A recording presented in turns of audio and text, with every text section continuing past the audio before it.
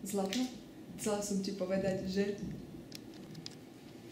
Určite mi chceš niečo povedať, niečo strašné. Niečo ako... Že je na čase predstaviť ťa mojim rodičom.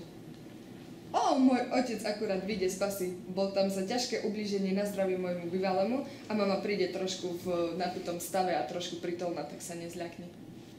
Rád spoznám tvojich rodičov. Alebo...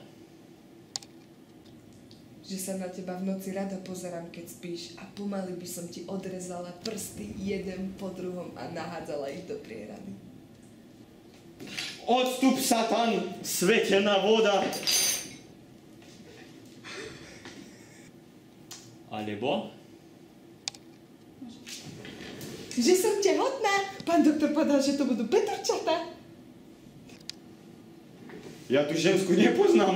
Ja ju nepoznám! Alebo...